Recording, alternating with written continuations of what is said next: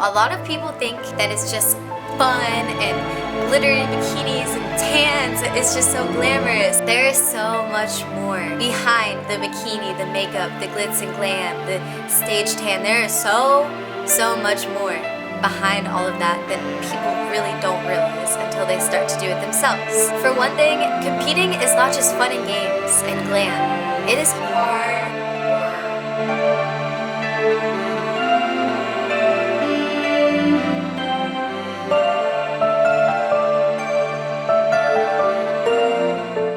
Competing in the North Coast Championships on May 28th, bikini division. It's my first show ever, so I'm really excited.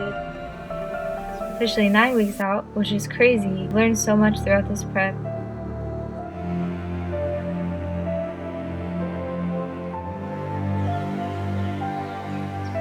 This sucks. After a binge, I was like, this is a problem. I had like a string tie bikini while I was on stage. The girlie next to me untied it. So here comes the hard part to talk about, kind of.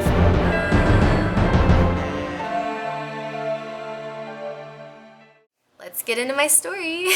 I first competed in 2015. A lot of people were asking me if I was thinking about competing, and I was like, yeah, I always see like the girls on Instagram that do it, and it just looks like something that I really love. And eventually I did more and more research on it, and I was like, oh my god, this is my new dream. I want to do this more than I've ever wanted anything. Like legit, I wanted this more than I've ever wanted anything in my entire life, and I was like, I will do whatever it takes. Whatever it takes, I don't care. I was in college when I competed. I was working full time. I was in a sorority. I was doing a lot. And I said, I don't care, I want to do this. I don't care that I have all this on my plate. And so many people were like, you can't do that. How are you gonna get good grades, work, be in a sorority, have a social life? How are you gonna do all of these things and compete? And I was like, I'll figure it out. I don't care. I'm gonna do it.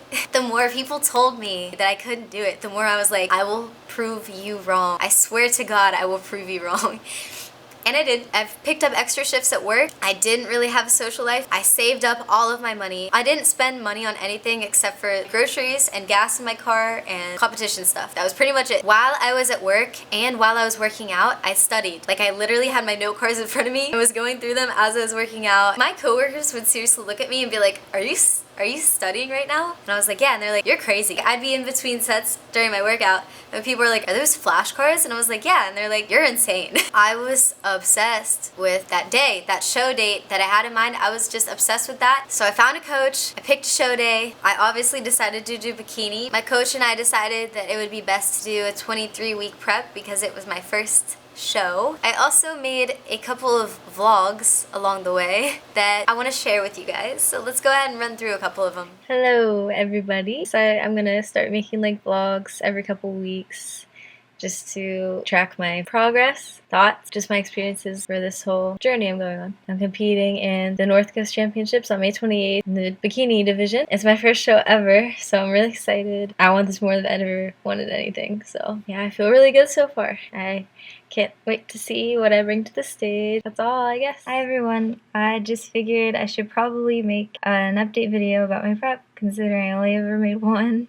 And that was like 23 weeks out, so that's not good because today I'm officially 9 weeks out, which is crazy. I've learned so much throughout this prep. I've changed so much in good ways. Learned to let go of negative things that were holding me back, and I'm very serious, very focused. I'm so focused right now. I'm so motivated to work as hard as I possibly can. I couldn't be more thankful that I had the opportunity to do this. It sucks sometimes. It's a mental challenge more than anything. You have to be mentally strong and, use your brain to your advantage. So I'm officially 2 weeks out. This prep has been such an experience. I've had some days that were pretty bad, but overall I think it was really great. And I think a lot of people have a lot of misconceptions about competing. They think it's like glitter and tans and sparkly bikinis and abs, but they don't see what's really behind it. And there was definitely times where I was like, do not want to do cardio, do not feel like getting up early. Or like after I was working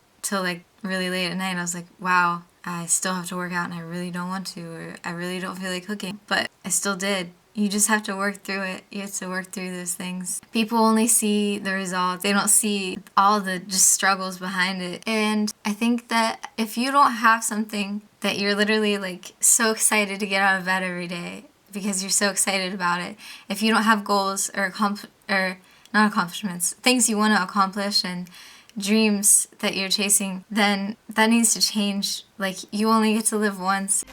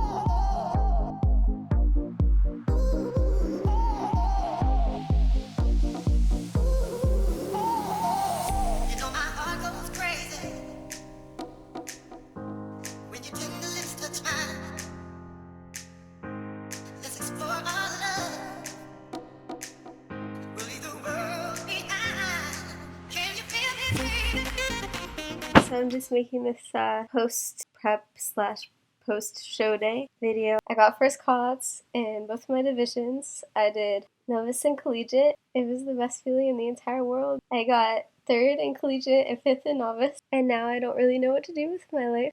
It's weird not being in prep. I'm not used to it. When that's all you know for 6 months, it's like, what do I do now? I'm reverse dieting. I've had kind of a lot of food that I probably shouldn't have had. Don't know when I'll be competing next, but yeah. So, as most of you know, I did my first bikini competition not too long ago, and I loved it. However, I wasn't prepared for what I was about to go through afterwards. Okay, so here comes the hard part to talk about, kind of.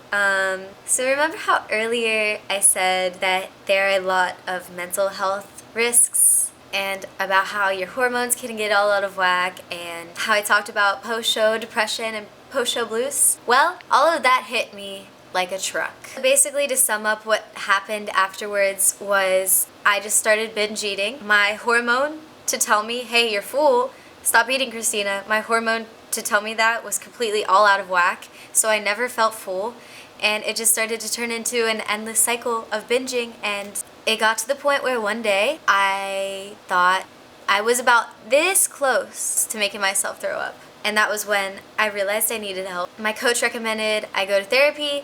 I went to therapy. Me and my therapist worked on some techniques to help me, and decided overall that it would be best if I just stopped trying to reverse diet at all, stop dieting, stop tracking calories. And that did help, but it took months and months for me to finally completely stop binging and have just a healthy relationship with food again. It was a long process, and a long process of getting out of that depression, because on top of like the binge eating, you're seeing your body change, and that can just be really, really hard on you mentally when you're so used to being so lean. And people are making comments like, oh my god, you've gained a lot of weight. Like, no way, you're kidding. You can't stay stage lean for your entire life. So of course you're gonna gain weight after. People are ignorant. Let's just say that. It just really takes a toll on you mentally. You have to be careful. So just a disclaimer, this next video is very emotional and sad. And everyone would always tell me, you have to reverse diet, you have to reverse diet. Don't want to hit that post-show rebound. And I was like, I know, I will. I'll reverse diet, but I was wrong. I guess I didn't have much knowledge of like anything that happens post-show, because I mean, I knew what a post-show rebound was, but I didn't expect to go through that. I felt alone. I felt depressed. No one should ever have to go through that. One night after a binge, I was like, maybe I'll feel better if I throw up.